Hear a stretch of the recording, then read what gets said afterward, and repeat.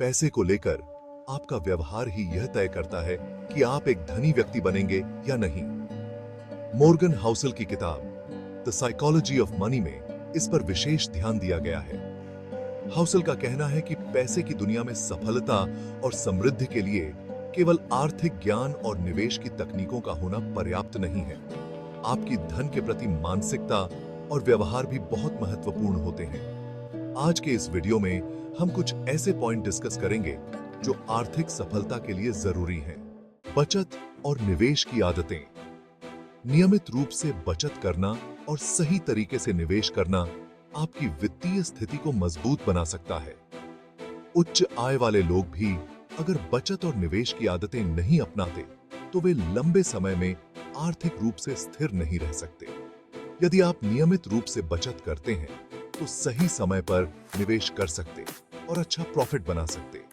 आपने बहुत सारे अच्छे इन्वेस्टर को यह कहते हुए सुना होगा कि जब मार्केट डाउन पर हो तब इन्वेस्ट करना चाहिए, पर रियलिटी यह है कि अधिकतर लोगों के पास ऐसे समय में इन्वेस्टमेंट के लिए पैसा ही नहीं होता है, क्योंकि हम सेविंग्स पर ध्यान ही नहीं देते और ऐसे ही समय में एक अच्छा इन्वेस्टर पैसा बनता है। धैर्य और दीर्घकालिक सोच। पैसे के मामले में धैर्य रखना और दीर्घकालिक सोच अपनाना जरूरी है। जैसे कि कंपाउंडिंग का लाभ उठाने के लिए समय की आवश्यकता होती है, वैसे ही आर्थिक निर्णयों में जल्दीबाजी से बचना चाहिए। काफी बार यह देखने को मिलता है कि हम जल्दबाजी में कोई डिसीजन ले लेते हैं और वो लॉन्ग टर्म में हमारे लिए प्रॉब्लम बन जाता है। यदि आपकी इन्वेस्टमेंट 1 साल से कम की होती है तो आपके नेगेटिव रिटर्न की संभावना 50% की होती।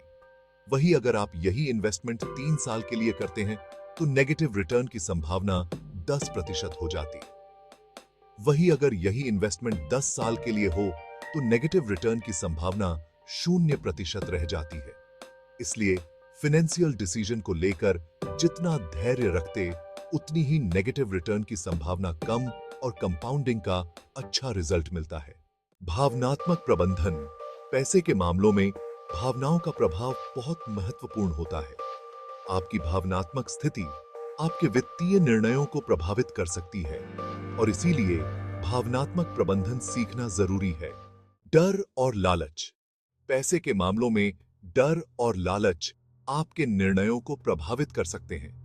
उदाहरण के लिए, जब बाजार में गिरावट होती है तो डर की वजह से लोग बेचने का निर्णय जल्दी ले लेते हैं। वहीं जब बाजार ऊपर जा रहा होता है तो लालच की वजह से लोग अधिक निवेश करने के लिए प्रेरित होते हैं।